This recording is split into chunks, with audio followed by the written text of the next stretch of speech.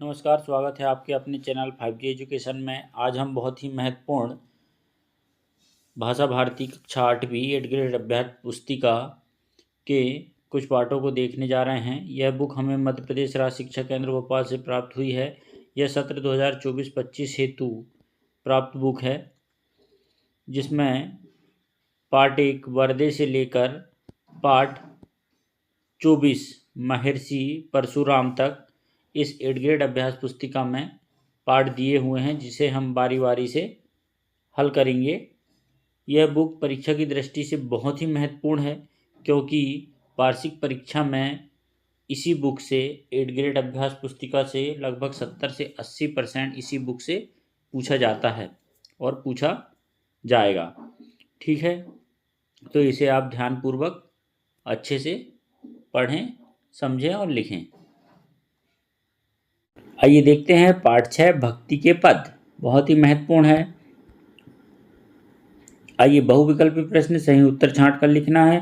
प्रश्न नंबर 1 है, मात्रिक छंद दोहा में पहले, तीसरे, दूसरे और चौथे चरण विषय और समचरणों में कितनी कितनी मात्राएं होती हैं? तो 13 और 11। ए इसका राइट आंसर हो जाएगा, 13 और 11। ठीक है। प्रश्न नंबर 2 है, चरणवार मात्राओं की दृष्टि से दोहा का विपरीत छंद कौन सा है? तो सोरठा। तो बी इसका राइट आंसर हो जाएगा। प्रश्न नंबर 3 देखते हैं, श्री राम की भक्ति करने वाले इनमें से कौन प्रमुख कवि हैं? तो श्री राम की भक्ति करने वाले प्रमुख कवि श्री तुलसीदास जी हैं। तो सी इसका राइट आंसर हो जाएगा। इनमें से कमल का पर्यायवाची कौन है? तो कमल का पर्यायवाची पंचक है। इसका डी आंसर सही हो जाएगा। इनमें से शुद्ध वर्तनी वाला शब्द कौन सा है? ठीक है, इसमें से शुद्ध वर्तनी वाला शब्द वाल्मीकि। तो सी इसका राइट आंसर आ जाएगा, वाल्मीकि। ठीक है। नेक्स्ट प्रश्न देखते हैं, नीचे दिए गए शब्दों में से उचित शब्द चुनकर रिक्त स्थानों की पूर्ति करना है। ये शब्द दिए हैं जैसे श्री कृष्ण, कामधेनु, सूरदास, तुलसीदास, श्री राम, भगवान का प्रिय, प्यासा। तो सूरदास जी ने भगवान की भक्ति को खालिस्तान के समान बताया है। तो किसके समान बताया है? कामधेनु के समान बताया है। मीरा भगवान खालिस्तान की परम भक्त थी। तो मीरा भगवान श्री कृष्ण की परम भक्त थी। रामचरितमानस की रचना खालिस्तान ने की है। किसने की है? तुलसीदास जी ने। भक्ति काल के प्रसिद्ध कवि कौन है? सूरदास जी हैं, जन्मांतर से, है ना। प्यासों का मादक रूप क्या है? प्यासा है। ठीक है, इस प्रकार आपको खालिस्तान भरना है। अति लघुत्तरी प्रश्न है। प्रश्न नंबर 11, अधम का उद्धारक किसे कहा गया है? तो भगवान श्री रामचंद्र को कहा गया है। ठीक है।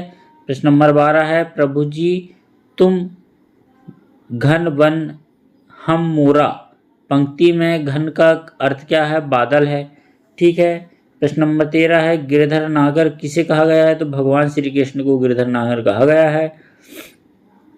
प्रश्न नंबर 14 है, मात्राओं की गणना कर बताइए यह कौन सा छंद है?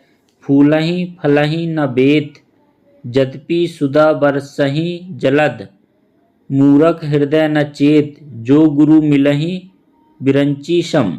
ये क्या है? सोरठा छंद है ना। ठीक है, इस प्रकार आप इसका उत्तर लिखेंगे। प्रश्न नंबर 15 है, रैदास जी की भक्ति किस भाव की है? उदाहरण देकर समझाइए।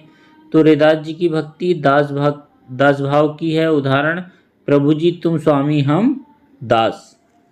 ठीक है। प्रश्न नंबर 16 है, जिस प्रकार सूरदास जी ने मन की तुलना जहाज के पंछी से की है, उसी प्रकार आप मन की तुलना किससे करना चाहेंगे? हम मन की तुलना हवाई जहाज से करना चाहेंगे, क्योंकि हवाई जहाज जितनी ही देर तक आसमान में उड़ता है, अंत में उसको धरती पर ही आना पड़ता है। ठीक है, इस प्रकार इसका उत्तर लिखेंगे। प्रश्न नंबर नेक्स्ट है 17, अहिल्या का उद्धार कैसे हुआ? तो श्री रामचंद्र जी के चरण स्पर्श से अहिल्या का उद्धार हुआ।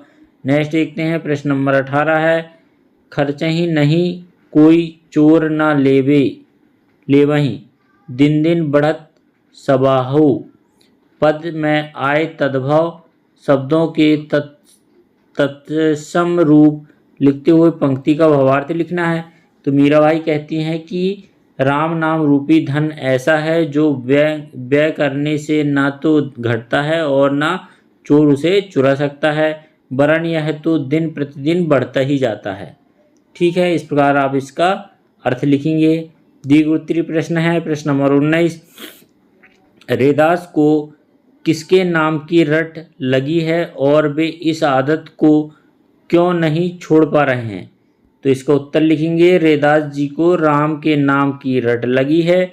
उनका यह वर्णन उनकी गहरी भक्ति और राम के प्रति असीम प्रेम को दर्शाता है। रैदास जी ने राम के नाम की भक्ति को जीवन की सबसे महत्वपूर्ण साधना मानते हुए इसे अपनी दिनचर्या का हिस्सा बना लिया। यह आदत उन्होंने इसलिए नहीं छोड़ी क्योंकि यह उनके जीवन का अभिन्न हिस्सा बन गई थी। राम के प्रति अटूट श्रद्धा और प्रेम में उन्हें इसे स्थायी रूप से अपनाने की प्रेरणा दी है। ठीक है, इस प्रकार आप इसका उत्तर लिखेंगे। प्रश्न नंबर 20 है, भक्ति काल के प्रमुख कवि कौन कौन हैं?